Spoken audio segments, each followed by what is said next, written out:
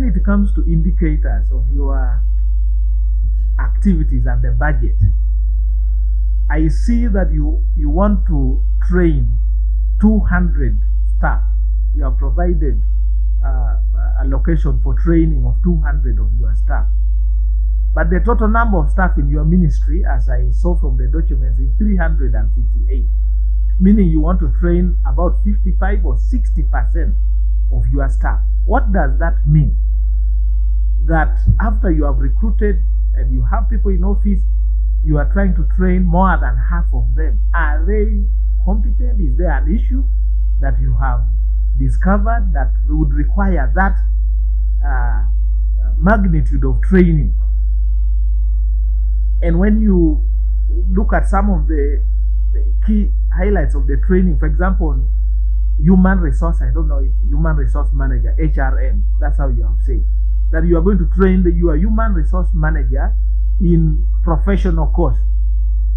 And yet, HR is actually a professional course. What extra over? Have you hired somebody who was not professional enough to be the HR, and now you want to train them in the professional course? I will add that to your key procedure, Chair. Chair, since you are waiting for another entity, I think my colleague should summarize so that the Honorable Mao and the team leave, then Honorable Mao and the team respond to our concerns, then we see how, because it's coming to one, so that we meet the other team. Thank you so much, right on, Chair.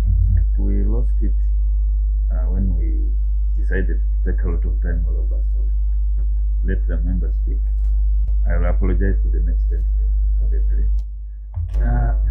Thank you, Honorable Chair. I'll pick it from there. The key service area 00013, which will give us the result output under 16090106. You plan to spend millions of shillings in condom education. Yes, under key service area 0013, which will give us the output under 109016. You plan to spend millions of shillings on what you have termed condom education. It is in the ministerial policy statement. I've picked it from condom education and correct use of condom. The Ministry of Justice.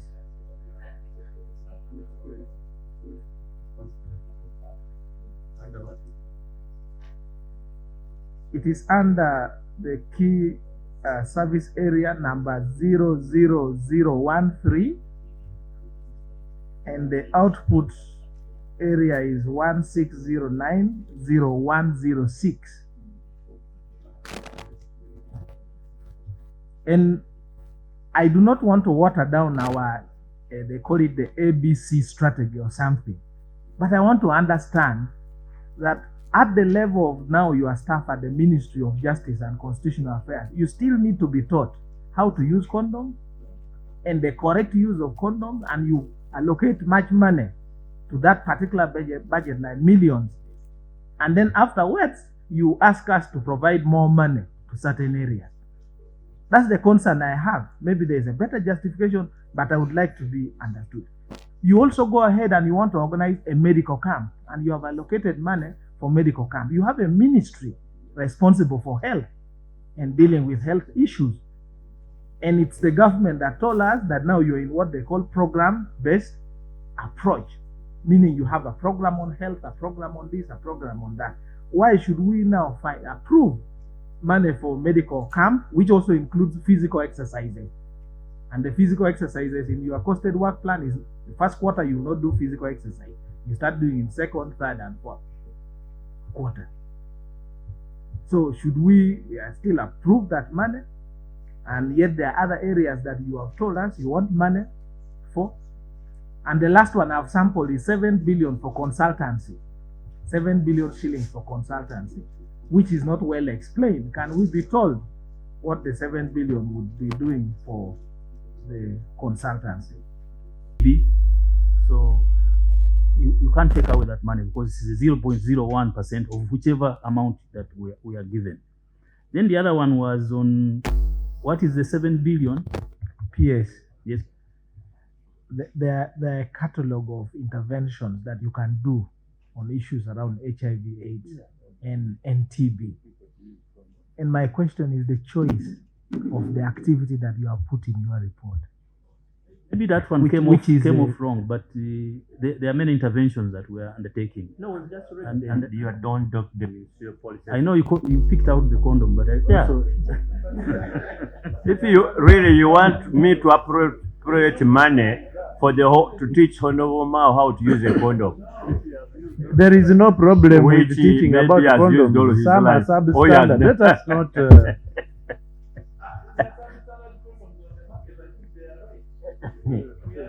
You tell us that we are getting public. Then the last two, there was the concern on what the 7 billion for consultancies that has not been broken down. We have international arbitration, and in fact, this 7 billion is very little because Martin here will tell you that some of the arbitration cases are worth 800 billion, rather $800 million. A case is the Rift Valley Railways case. If we are to lose it, if we don't represent well, we will be losing as a country $800 million. So for us to find 7 billion is not enough because first of all, we have international arbitrators who are supported by Attorney General's chambers, and normally this money is not enough. Then lastly, there was the concern of the new number plates. That is the bill that has been given to everybody to pay for the new number plates that we are receiving or replacing the 700 something thousand. I thank you. To talk about sex, but I would like us to talk about nation building. Mr. Chairman, let the record be clear that I don't prepare ministerial policy statements. What has been laid by the minister, it's their own document. And they're the ones who invited us to talk about those issues. I didn't come here to talk about sex. I came here to talk about nation building. My generation is the generation that was at university around the time that Philip Bongole Lutaya announced publicly that he was infected with HIV. We are the generation that was the most shell-shocked. Philip Bongole Lutaya visited Makerere University when I was a student. The disease had no name. A woman called Nanyonga claimed that soil from her banana plantation could cure the disease. Rich people took tipper lorries to buy the soil. Instead, they died from hookworms. Mr. Chairman, HIV/AIDS is a serious problem. Uganda is at the front line of fighting it. Our president has received accolades for being one of the few leaders who publicly acknowledged that it was a problem, and his strategy was that Uganda is a poor country. If you fall sick, we may not afford to treat you, so please, let's prevent it. So to trivialize it by looking for one small line in a fat ministerial statement, I think undermines the milestones that our country has achieved. In the lavatories of Parliament, condoms are packed in the male toilets. Point of order. Maybe the women don't go there. There is a point of order. Mr. Chairman, in execution of our roles as members of Parliament, and the Honorable Mao was privileged to be in the same position, we are commanded by the Constitution and our rules to interrogate and scrutinize ministerial policy statements and budget allocations. Each and every item listed therein, there is no room for that word that he has used, that a matter, a honorable member of Parliament and a shadow minister for justice is trivializing issues. I beg for your guidance on that particular matter, that you panel beat the minister to come back and respond to the issues I think as raised, mm, and where possible, Mr. Chair, use your wisdom to deal with that particular. in preview. Because this matter was in your statement. And so a member who raised it needed clarification on how the Minister of Justice allocates such an amount of money on such a matter, a Minister of Justice. And you have ably responded. So there was no need for throwing in that other small thing you said, that the member is trivializing the matter. So do you wish to? I stand corrected, Mr. Chairman. Yes. And the Honorable Jonathan Odu takes no prisoners, neither do I. But let me now move on to the